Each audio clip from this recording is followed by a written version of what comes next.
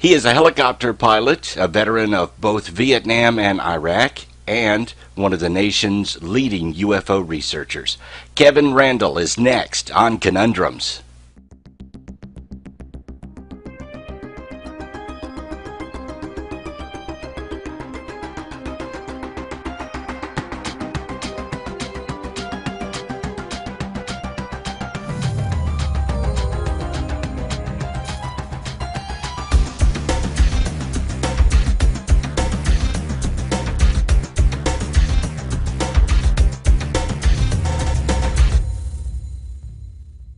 Kevin, thank you for being on Conundrums tonight. How are you doing?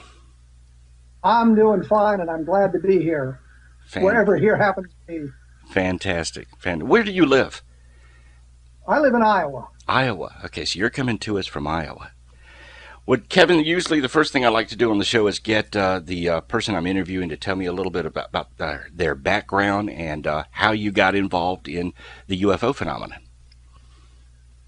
With the UFO phenomenon, I normally blame my mother, who is a big science fiction fan.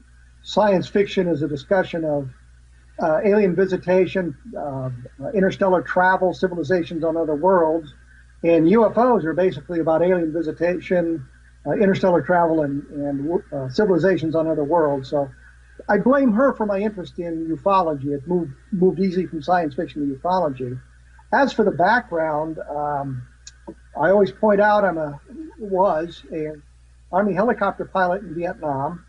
I served with the Air Force Reserve for a number of years as an intelligence officer. And most recently, I was a National Guard officer with a deployment to Iraq as an intelligence officer. My last assignment there was as the assistant state, or the deputy state provost marshal for the state of Iowa. I've written lots of UFO books. I think the count is 22. I've written a large number of science fiction books, action adventure books. I wrote a murder mystery, a book on lost gold and buried treasure. So a lot of things like that. So I've got a background in the military, a background as a writer, and I've been investigating UFOs since I was a teenager. And the first thing you wrote on UFOs was, gosh, back in the early 70s, right? First magazine articles came out in old Saga magazine back in the 1970s. And I always tell people I went to college on my Saga scholarship, which means my tuition, and this will really annoy a lot of people, my tuition for a semester was $300, or $310. And Saga magazine paid $300 for an article. So each semester I'd write an article and make $300 from that, and I'd still have to come up with an extra 10 for my tuition. So I talk about that. So the first things I did were magazine articles, and later graduated in books. The first book was the UFO Casebook that came out in 1989. Yes. Yeah. And you've written, give me some titles of some of the books you've written. Well, the most recent, of course, was Crash, When UFOs Fall from the Sky, which came out in May. I've done Scientific Ufology, Conspiracy of Silence, the UFO crash at Roswell, the truth about the UFO crash at Roswell. So I've done quite a number of books about Roswell. Project Moondust, the Abduction Enigma, which was a take I did with Russ Estes and Bill Cohn about abductions. So it's just a wide variety of different books. And you're probably most well known for your books and documentaries and things that you've done on the subject of Roswell, right? I think, yeah, I think that's a fair statement. I mean, we did a lot of books on Roswell, and I say we, Don Schmidt and I, we've written a lot of documentaries, TV specials. I made the ABC Evening News one night. I've done Good Morning America a couple of times, Today Show a couple of times. I was on 48 Hours, Larry King Live. So I've done a lot of that kind of stuff. Well, what is the latest on Roswell? Is there any new information that's come out? All we've really done on Roswell lately is kind of refine the information. Mm-hmm. For example, Frankie Rowe has taken a lot of guff. She was the daughter of the firefighter. Right. And she's taken a lot of guff for not being truthful about this. And what we found out just last summer, I guess it was, there was a firefighter who was with the fire department in 1947, still alive. Mm-hmm. Had an opportunity to interview him. Carl Flock, in his anti-Roswell book, had interviewed him and used his testimony and kind of proved that Frankie Rowe was not telling the truth. Hmm. So I called the guy, basically the same story that Carl Flock had gotten, which is the fire department didn't go out there, they weren't involved in this sort of thing. And then I asked him the other question, the next question, which I always try to do, ask the next question, which was, did you know Dan Dwyer, who was Frankie Rowe's father? And he said, yeah, I knew Dan. He went out. And I said, what do you mean? And he said, well, this colonel from the base came out. And I'm thinking, why is it always a colonel? Why not a major? Why not a captain? Always a colonel came out and told him, don't worry about this. We got this covered. So don't go out there. And according to this firefighter, well, Dan Dwyer took his private car and went out there and saw the crash, saw the bodies. So Frankie Rowe was telling honestly what her father had said. Doesn't mean that we're talking about a real live, honest to gosh alien spaceship craft. What it does mean is Frankie Rowe was telling the truth about what her father told her. Exactly. And Carl Flock had not taken it far enough. So we were able to corroborate part of what Frankie Rowe said and validate part of her testimony. Sometimes you have to ask the right questions. Or ask the next question. The one you really you might not want answered. And that question is, did you know Dan Dwyer? Turned out to be the question that Carl Flock wouldn't have wanted to have answered because it was and he went out to the crash site. Same thing with Lydia Schleppe. Mm-hmm. Turned out that her story was first published in Saga magazine in 1976, I think it was, maybe 75. I've got the copy. Just 2 paragraphs talk about how she was receiving a teletype, or she was putting a teletype about a UFO crash on the radio teletype, and she was interrupted and told not to transmit. Well, here's the story that's being told 2 years before anybody talked to Jesse Marcel, and 3 or 4 years before anybody was talking about Roswell. Here's her story written down. So clearly she was not influenced by all this other stuff that had come out. She was talking about something that she remembered from her days with the radio station. So that also we discovered last year. So those are 2 important points for the Roswell case. Doesn't take it to the extraterrestrial, of course, but what it does do is show that these 2 witnesses who have been maligned by the skeptics and the debunkers were telling the truth as they knew it. Exactly. And MJ12, is there anything new on that? Well, yeah, but it's not going to make anybody happy. There's a fellow named Robert Willingham, and he claimed that he was a retired Air Force colonel, and that he was at the scene of a aircraft accident or a UFO crash in 1950. It turns out, and this crash is mentioned in the MJ12 document. It's the one that starts 06 December 1950, and it's just 1 paragraph in the MJ12 document, but the only reference we've ever found anywhere to this crash was what Willingham was telling us. Turns out Willingham was not an Air Force officer. He was in the Civil Air Patrol. Not exactly the same thing. Yes. He was not a fighter pilot, which takes the story out completely. Len Stringfield, in 1978, when he did his paper at the MUFON Journal about UFO crashes and how maybe we ought to take another look at them, quoted, this was the first abstract in his paper because he'd gotten the information from Todd Zeckel, and he believed it at the time, and there was an affidavit signed by this Willingham guy, which, here's a guy claiming to be an Air Force colonel who signing an affidavit that he was there. In one of his status reports, Springfield reports, well, the date has changed. It was originally 1948. Now it's 1950. Willingham has now changed it to the mid-1950s. So he's changed it again. I asked a number of people, did you bother to get Willingham's military record? And they said no. So I tried. All I could find out, he was a low-ranking enlisted man for about 13 months in the Army, right at the end of World War II. No other military service. He was a Civil Air Patrol officer. Well, we know that Todd Zeckel was talking to Bill Moore about this crash because Moore mentions it in the Roswell incident. And we know from what has been said that Bill Moore, of course, received the MJ12 documents. There's discussion that he created the documents and some persuasive evidence for that. But if the Del Rio crash did not happen, that really kind of takes down the Eisenhower briefing document and really cuts the heart out of MJ12. Right. And, well, you've, of course, served in Vietnam, and recently in 2003 and 4, you served in Iraq. Do you, Yes. What kind of reaction do you get from other military officials around you or military people around you when they know that you're a UFO researcher? Well, in Vietnam, nobody really knew that because I was 19 years old. Well, So yeah, I hadn't made much of a wave.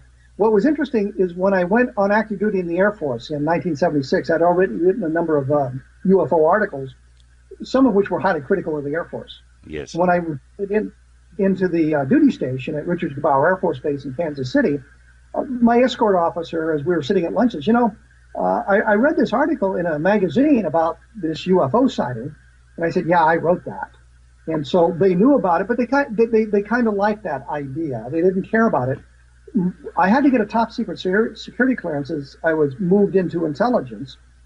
And it turns out that the guy who was conducting the background investigation on me lived across the street from my father. So I knew pretty much what was in the file, and he'd bought 4 of the magazines that had articles in and put them in the file, 2 of which were very critical of the Air Force.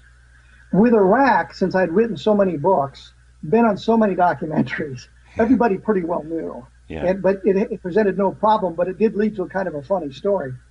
While we were in Iraq, we were able to get satellite dishes into the soldiers' living area so that they could watch satellite TV. right.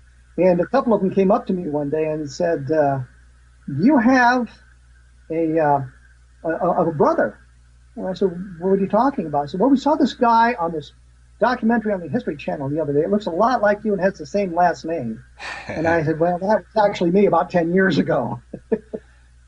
Wow. So they knew about it. It was never a problem. It's kind of like we had our first sergeant was very into NASCAR, and everybody knew that. And so nobody really bothered him that much about being into NASCAR. We had a sergeant who eventually got commissioned, who was a rabid Hawkeye fan, Iowa Hawkeye, University of Iowa Hawkeye fan.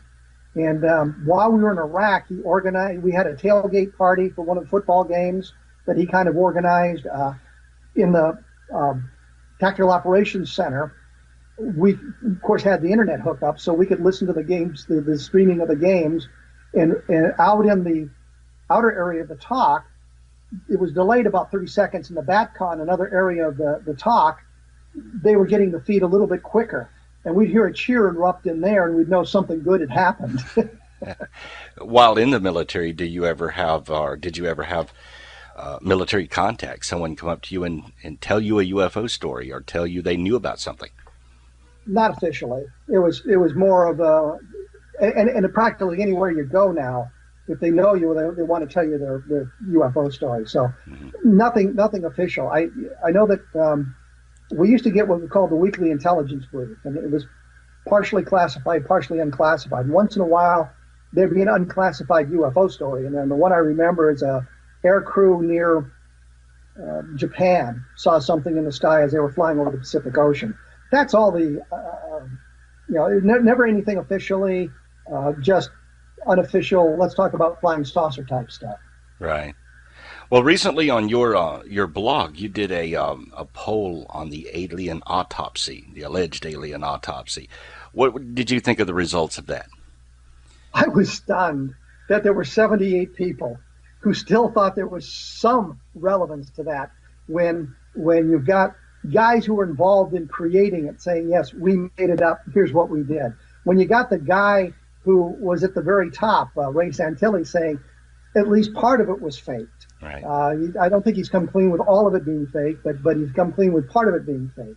And you've got all of this evidence suggesting it's not real. You've got all kinds of mistakes. It's clear that the cameraman, the alleged cameraman, whose identity they were attempting to hide, had there been a real cameraman, the military would have known his name in 30 seconds because, of course, it would have been recorded. Right. We might not be able to get to it, but the military could have. Mm-hmm.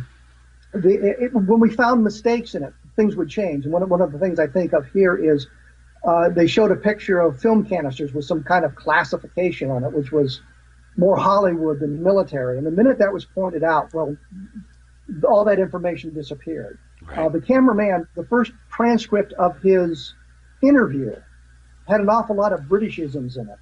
It was not an American talking about it. And the one that I remember, he says, well, when I was in the services, which is a British term, we'd say when I was in the military or when I was in the army. Right. And when that was pointed out, well, the transcript was changed. The cameraman never surfaced. The alleged story about who he was, He said that he had filmed part of the ramjet tests in St. Louis in 1947. Well, we knew who all those cameramen were, and his name wasn't among them. Right. So there was an awful lot to suggest that this thing is bogus, and yet 78 people, what was it, 10, 12% of the respondents thought there was something to the alien autopsy, and that number surprised me. I thought there'd be a few, but that many just is stunning. Do you think the problem is that we hear a lot of the sensational stories, but you never hear the follow-up, or you never find out what happened with it?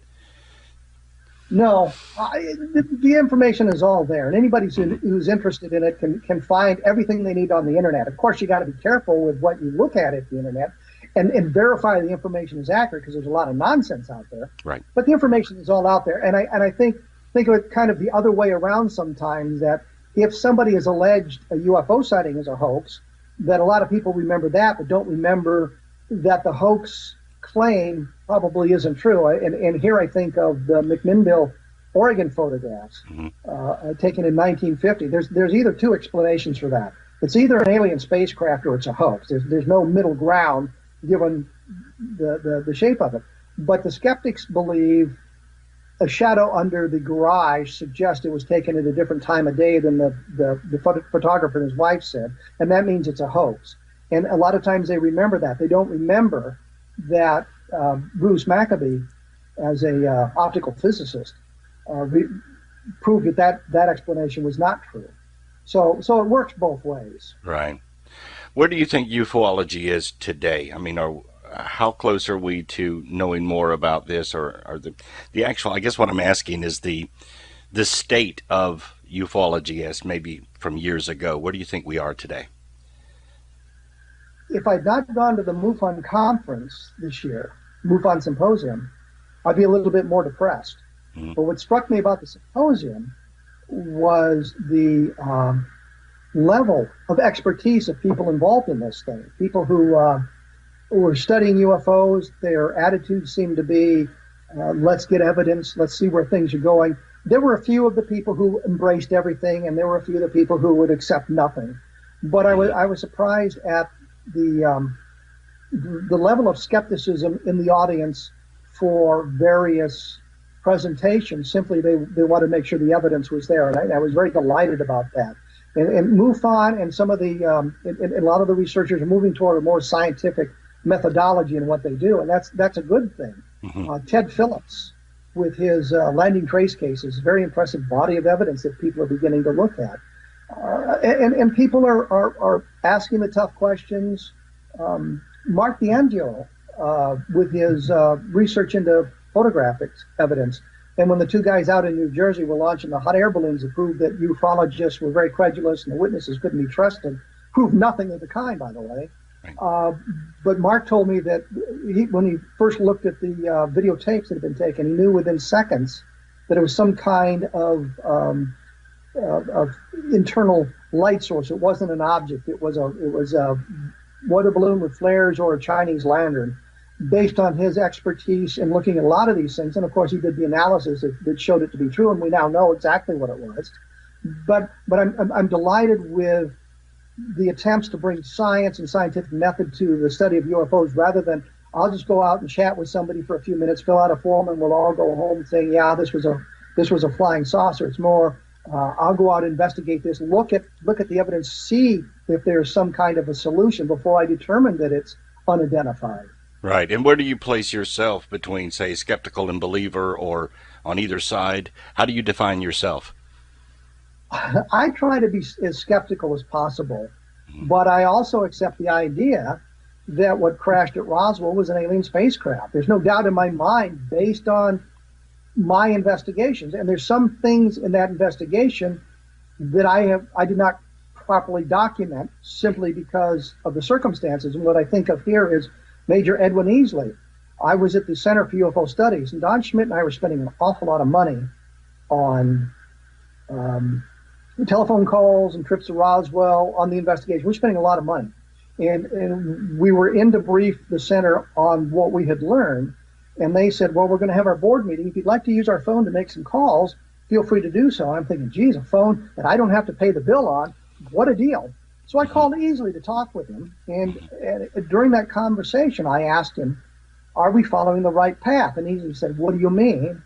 And I said, well, we think it's extraterrestrial. And he said, well, let me put it this way. It's not the wrong path. Well, I didn't record that because I was there and didn't have an opportunity to do it. But I fully intended to talk to him again. And Mark Rodiker, the scientific director, had asked me some weeks later if I could set up a meeting with Easley because he was going to be down in the Dallas-Fort Worth area. And I thought, this is great because here will be somebody else who can talk about what Easley said and what Easley saw, and we'll have another perspective. And I learned that he was terminally ill with cancer. And so I didn't have an opportunity to revisit that. I know what he said to me, but I can't prove he said it to me. So to me, this is a very persuasive piece of evidence, not so much to other people, and I certainly understand that. But those sorts of things led me to conclude that what fell at Roswell was extraterrestrial. Right. And that set the tone for UFO research from that point on. Had it not happened at Roswell, where the military and the government can control the media, control access to the information, had it not happened so soon after the Kenneth Arnold sighting, which kind of launched the modern UFO wave, had it happened a few years later in a location that was more easily accessible, we'd be having a different discussion. But those are the facts, and that's the way it transpired. Were you involved with Don Schmidt on that Sci-Fi Channel dig at Roswell to look for artifacts? Indirectly. We had done this, the Center for UFO Studies had done a preliminary thing back in a number of years ago in the early 1990s. Don Schmidt, Tom Carey, I don't know how that whole thing was arranged, but they were the ones that were out there on the dig. As they were documenting it, I got some phone calls from people working on the documentary and asked me to come to New Mexico. I made it all the way to Albuquerque to give them some additional information. So I was indirectly involved in it that way, but I was not out on the site when they were doing the dig. And I've been out there before. Right. And I was looking at your blog, and I don't know if I'm going to pronounce this right. Ubuntu, a sample. Ubuntuba. Yeah, Ubuntuba. Well, tell me about that sample. Well, this is interesting. A fellow claimed to have seen something explode in the sky in September of 1957. Bits and pieces rained down on the beach and into the ocean. He picked up some of the samples and sent it to a columnist in Brazil. Ubuntuba being in Brazil, of course. Dr. Elavio Fontes was the APRO representative in Brazil, so he got a call about this, and he secured some of the samples and sent them on to APRO in Tucson, Arizona. He also had some of it analyzed in Brazil, and he said that it was 100% pure magnesium. But if you look at the scientific reports, what it actually says is that they found no evidence of contamination. Not exactly the same thing. Right. What that means is, of course, they couldn't detect any contamination. It didn't mean it wasn't there. Later on, other studies with more sophisticated equipment 10 years down the road, so if the Brazilians were using the best equipment available at the time, the new equipment would discriminate to a finer degree. Right. So I don't want to make it sound like the Brazilians didn't do the best job they could. They did the best job they could at the time with what they had. But this equipment suggested there may be some contaminants, minor contaminants, and that Dow Chemical had magnesium of an equal purity available, but it was test samples that they'd done just to see how pure they could make the magnesium, and it was very, very small laboratory amounts. So how would a guy in Brazil get samples of this is the question. But the problem is the chain of custody was broken. We don't know who the guy on the beach was that picked up the samples that sent them to the columnist. Right. So there's a problem with the case. Once the material got to the columnist, we can follow the chain to APRO, but then it breaks again because the Lorenzens, who were the international director and of the organization, allowed it to get away from them again. So they treated it in a very cavalier fashion. So the chain of custody is broken again until Peter Sturrock takes a look at it. And we assume what he found was the same samples. And he did a nice report on it.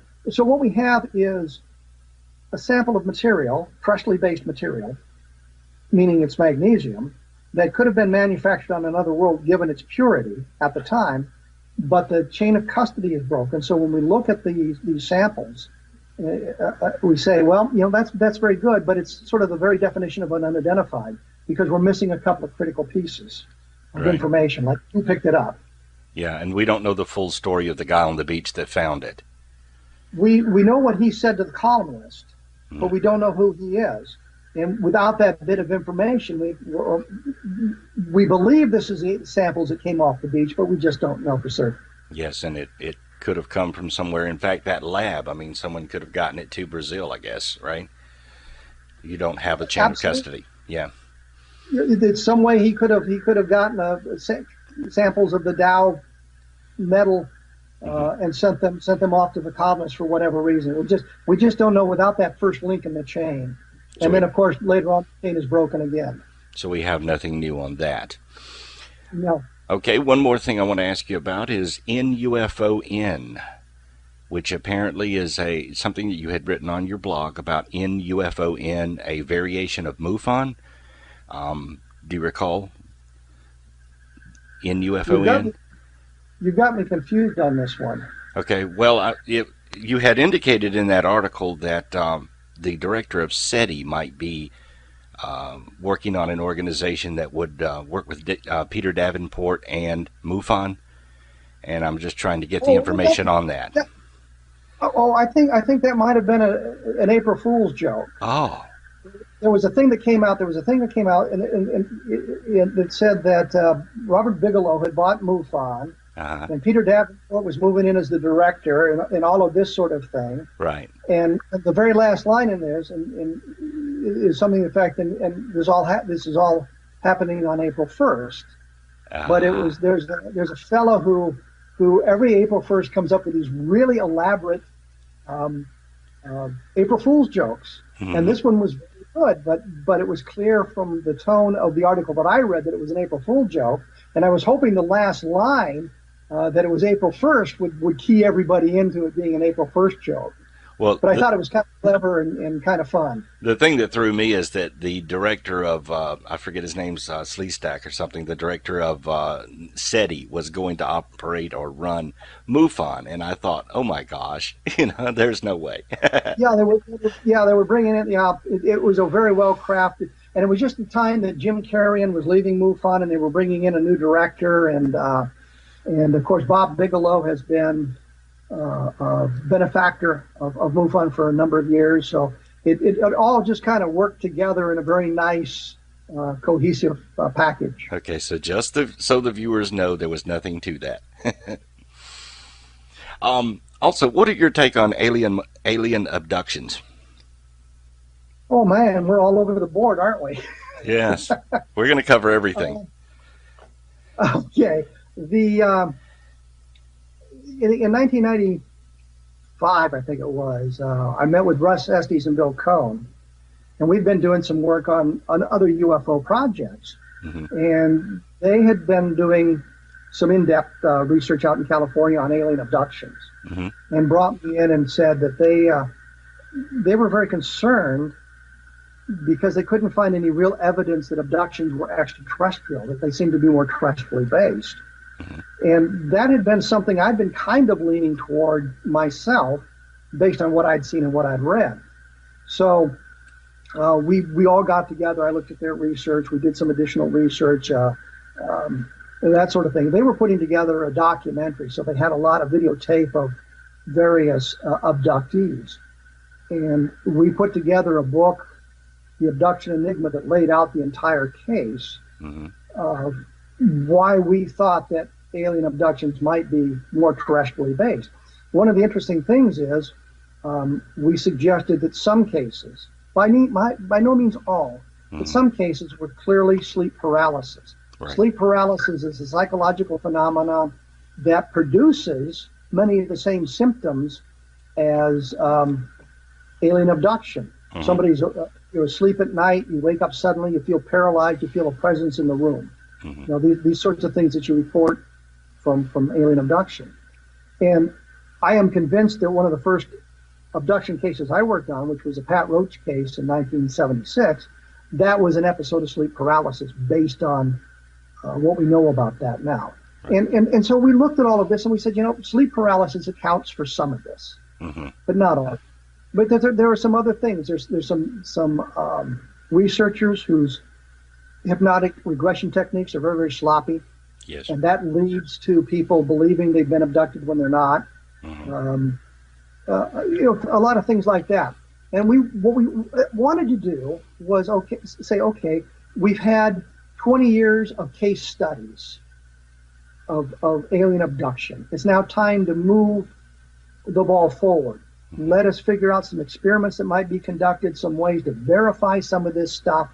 Look at all of this together and see where we end up. And here we are, some 13 years after that book was written, and we're in the same place. Right. Although, well, at the MUFON symposium, there was a fellow there talking about some of the studies they were doing, but it wasn't really to advance abduction research, but it was a look at a statistical analysis of who the abductees are and that sort of thing. Really doesn't tell us a lot. Mm-hmm. Might tell us a little bit, but he was clear to say, well, the fantasy proneness that some skeptics have said are is sort of invasive in the entire abduction phenomena. People in the abduction group are no more fantasy prone than people in the general population. But there were things like that should be done, statistical analysis.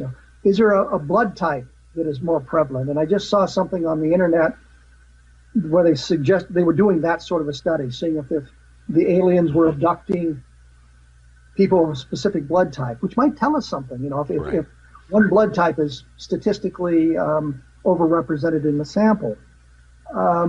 So we looked at all of that stuff, and we tried to bring it all in and suggest a way of going forward. Just recently, in one of the astronomy magazines, I was reading an article about the prevalence of red dwarf stars in our section of throughout the galaxy, and some of the interesting things that are happening around red dwarfs. Back when Marjorie Fish did her analysis of the Betty Hill star map, Betty Hill being one of the first abductees, and under hypnotic regression produced a star map.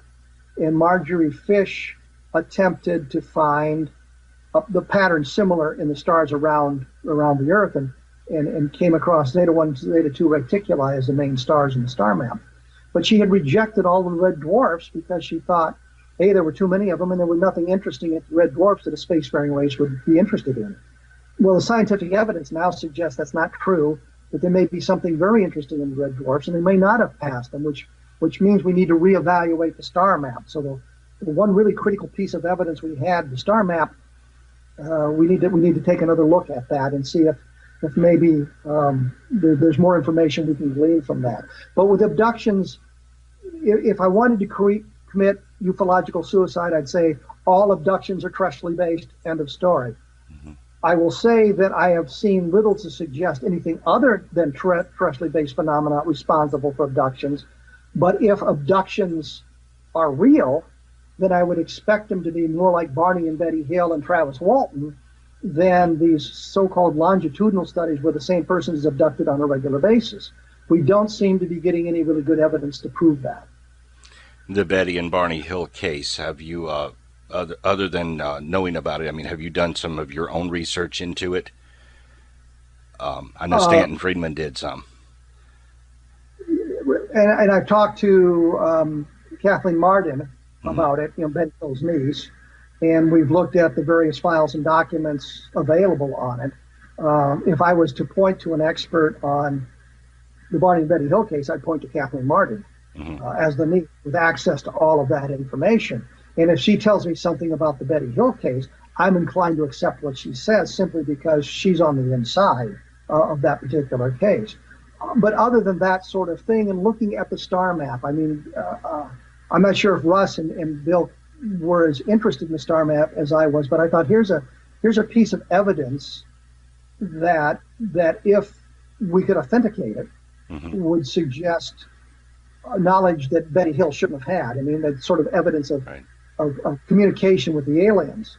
But with our increasing ability to see beyond the solar system and our understanding of what's around us, there are some facts now, some assumptions that Marjorie Fish made that may be invalid. So we need to revisit this thing and rework it. And with the computer programs we have available now, I think it would be simple for someone to see if that pattern shows up. I know there are at least 4 different suggestions. Zeta 1, Zeta 2 reticuli are the most well known, but there's at least 4 different explanations or patterns for that. And one that Betty Hill proposed that was not the Zeta 1, Zeta 2 reticuli explanation. Do you think that the Betty Hill case is the strongest abduction case we have? Yes. Mm-hmm. Based I was on... going through all the others, and I was thinking like the Allagash 4, and I was thinking of the Travis Walton case, and some of these other sort of ambush abductions. But I think given the nature of the work done by Benjamin Simon and the other work done on the case, that would be the best one we have, I think. Walton is interesting, but there's just too many problems with it. Antonio Villas-Boas was interesting simply because it's the first that got any kind of play. But I would think of the Betty Hill. I would say it's the strongest case. Yeah, I'd go along with that. Okay, going to shift gears again and get your opinion on crop circles. I really haven't taken much of a look at them. They're fascinating. They're extraordinary. There's some beautiful photographs, but I just haven't really done enough work to make a really intelligent or have an intelligent discussion on them. Okay. And recently we've had various countries release UFO documents. England's done it. Brazil's done it. What do you think this means? What do you think's happening here? Well, I don't know.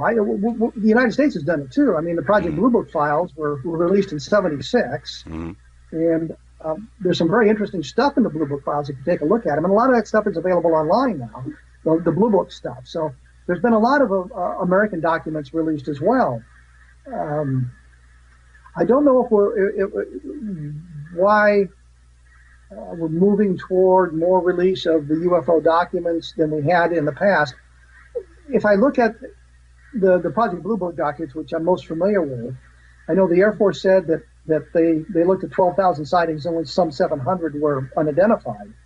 But if you look at the Project Blue Book files, you find there's probably 4,000 labeled as insufficient data for scientific analysis. Well, that's not an explanation. Right. That's merely a label that gets it off the list. There are any number of cases that are mislabeled. Levelland, Texas, which I look at periodically because I think this is a really great sighting. The thing there is they've determined that it was not alien in any way. But so that label, their label as other something terrestrial, just doesn't work. So there's probably half of the cases in the Project Blue Book files that aren't explained. And as I was doing the research for my crash book, I came across 2 additional crash stories in the Project Blue Book files. One of them probably is terrestrial debris that fell off an aircraft, but the other one, which involves the Mexican military and some communications with American command structures at Fort Bliss, I think at Fort Hood, and I think it's Fifth Army headquarters. So there's some very interesting stuff there as well that needs further research, which I plan on doing as soon as I can get a handle on how to do that. So there's some very good stuff in the Project Blue Book files. What's missing, of course, is there's no mention of Roswell with a single exception that I can find, which is the 3rd paragraph in a news story that's attached to a different file, which just says that Walter Hott was issued a blistering rebuke by the Pentagon for releasing that he had a flying saucer. It's the only reference to Roswell I can find in the Project Blue Book files, which is kind of intriguing. So it may be that these other nations have some interesting stuff in there, and they may be believing that there is some kind of alien visitation going on, but I don't think the smoking gun is in their files. And just today there was some rather disturbing news out of Brazil that the Trinidad photographs taken in 1958 are a hoax, based on the neighbor of the guy that took them, and an unidentified niece who said she's got the guy's files, and yes, it's a hoax. Before we jump on that bandwagon, I'd like to see the documentation to prove it. Right. But if those photographs are proven to be a hoax, then that's kind of a major blow to ufology. I'm Yeah. not really ready to jump in that direction right now. But I mean, this is all stuff coming out of Brazil and part of their investigations. And I would think that the Brazilian government, as they investigated the Trinidad photos in 1958, had there been a hoax involved, probably would have gotten the information, probably would know. And there's nothing in the documents they've released that suggests that, and what has been seen suggests otherwise, that it's not a hoax. So I'm not sure why we're getting more and more of these documents coming out from various countries around the world, and it takes a long time to go through them and determine exactly what the significance of all of that is. The Disclosure Project, are you a part of that? Do you think we're headed for disclosure?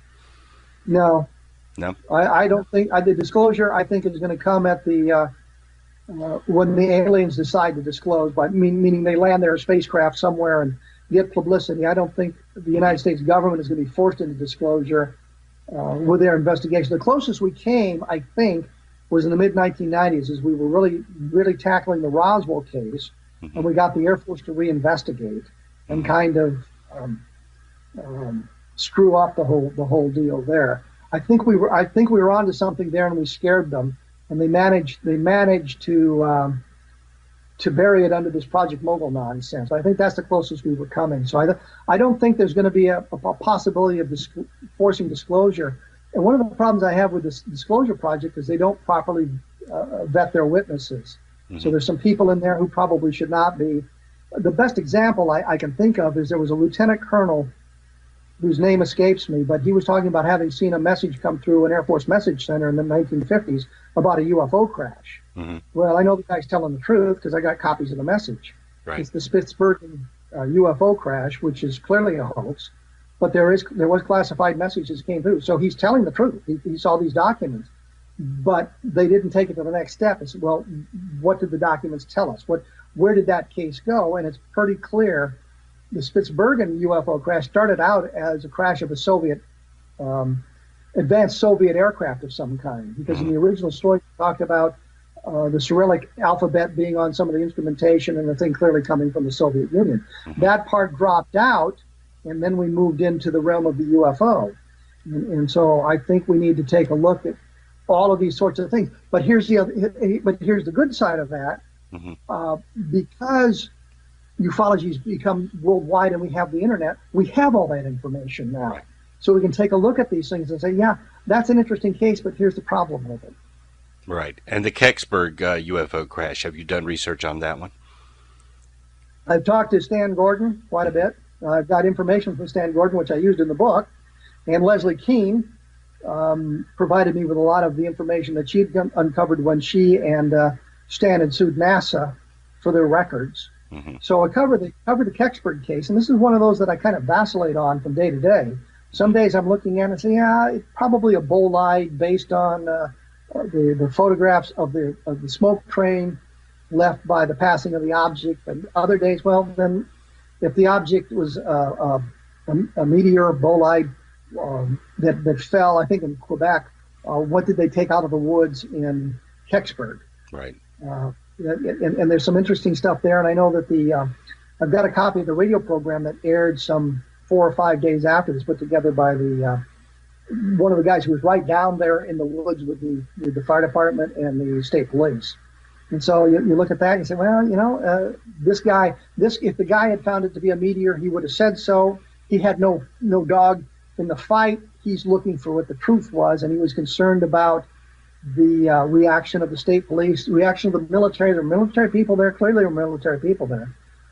So I'm just not sure. I guess once again we're at the very definition of an unidentified.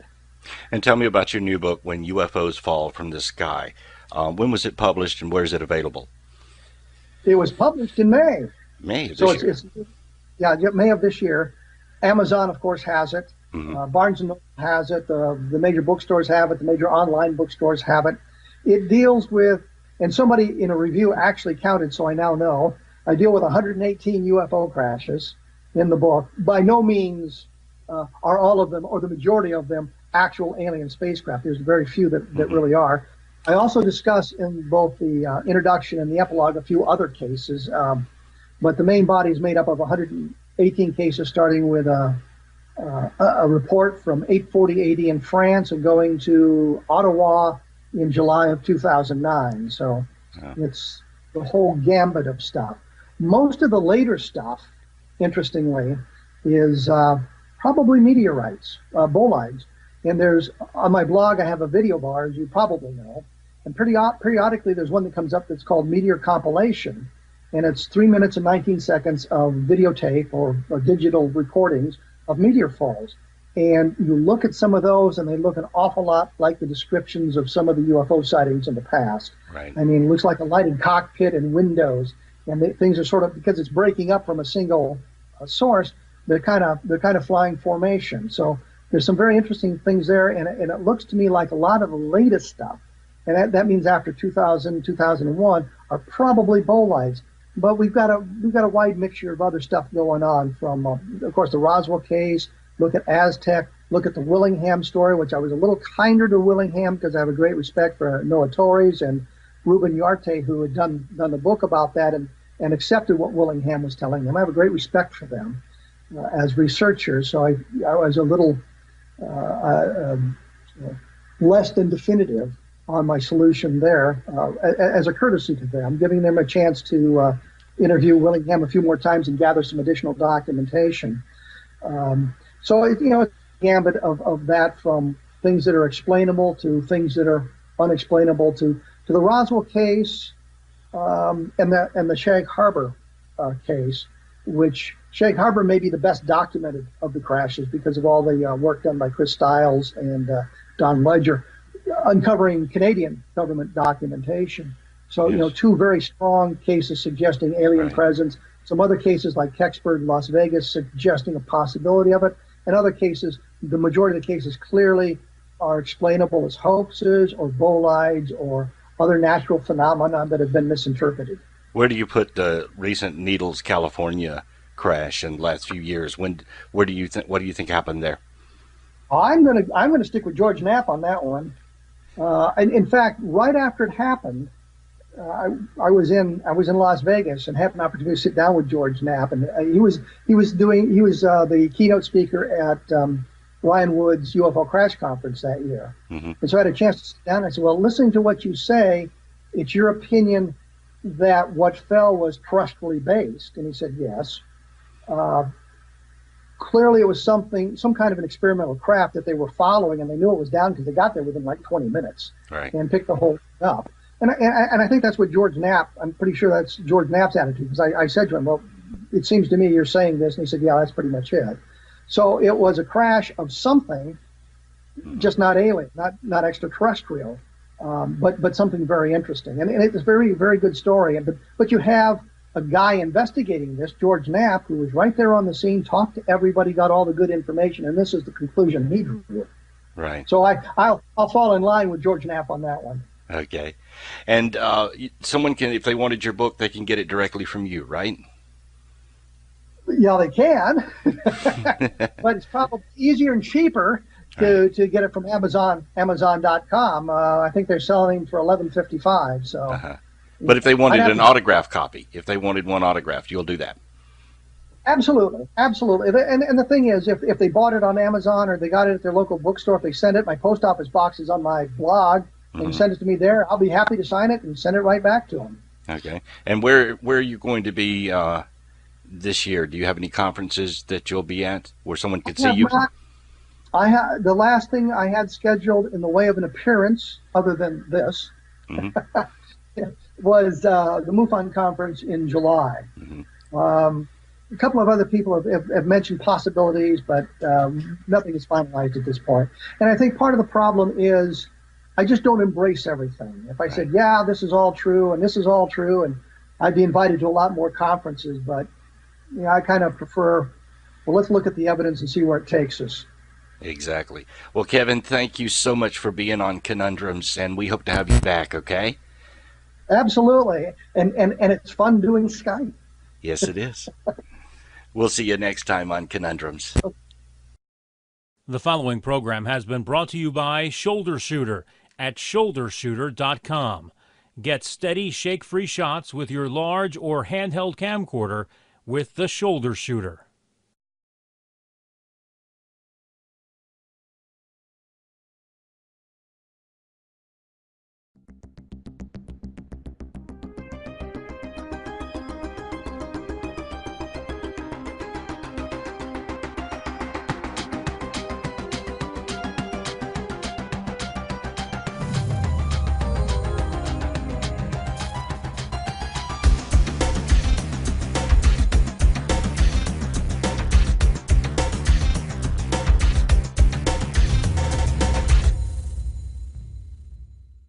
and told him, "Don't worry about this. We got this covered. So don't go out there."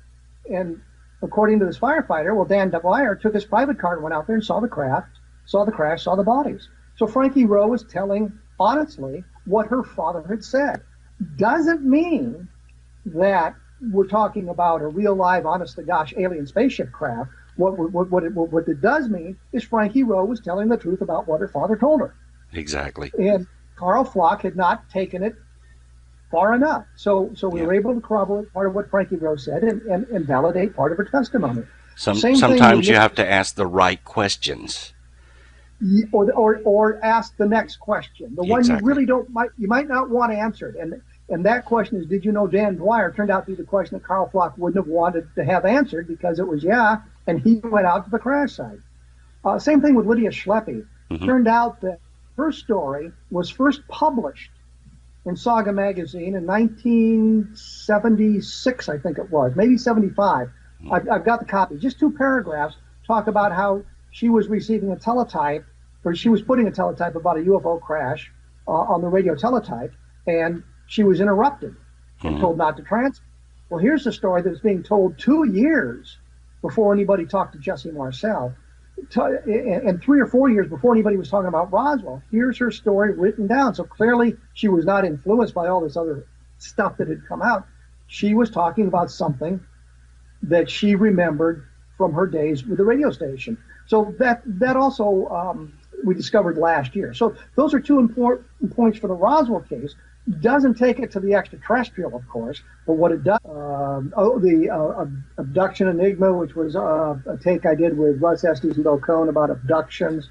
So just a wide variety of different books. And you're probably most well known for your books and documentaries and things that you've done on the subject of Roswell, right?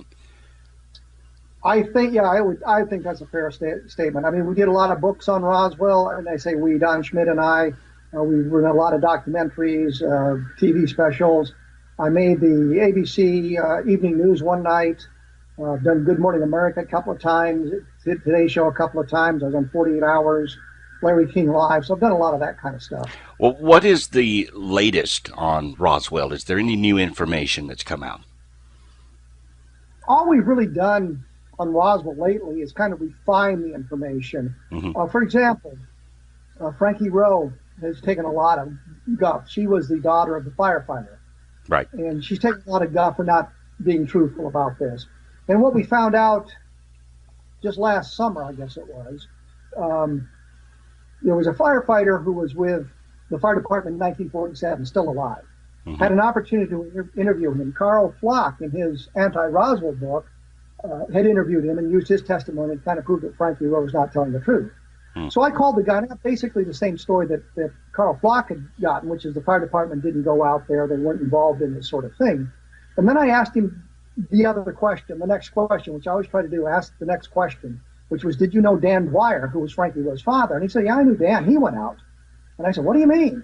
And he said, well, this colonel from the base came out.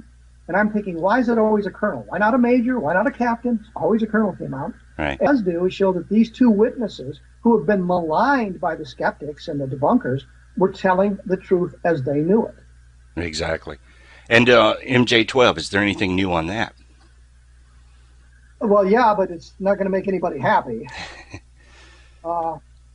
There's a fellow named Robert Willingham, and he claimed that he was a retired Air Force colonel, and that he was at the scene of an aircraft accident, or a UFO crash in 1950.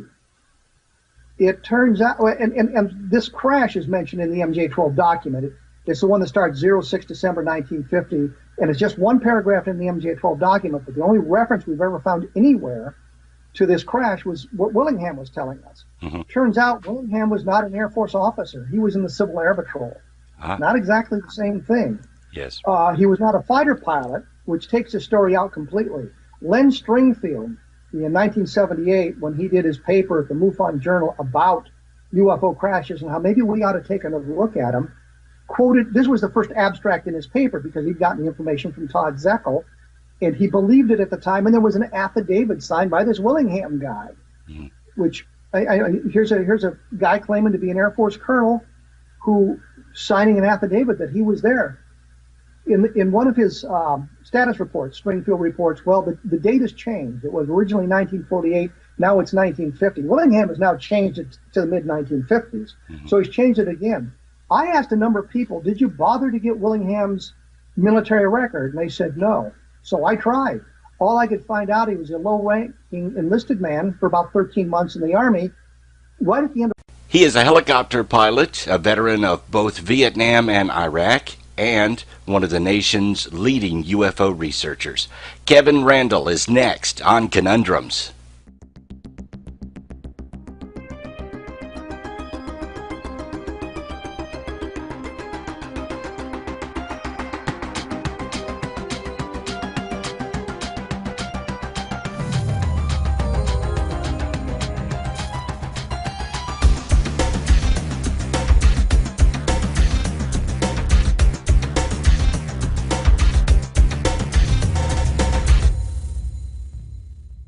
Kevin, thank you for being on Conundrums tonight. How are you doing?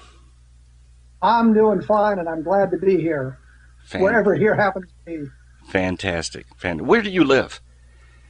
I live in Iowa. Iowa. Okay, so you're coming to us from Iowa. Well, Kevin, usually the first thing I like to do on the show is get the person I'm interviewing to tell me a little bit about their background and how you got involved in the UFO phenomenon. With the UFO phenomenon, I normally blame my mother, who is a big science fiction fan.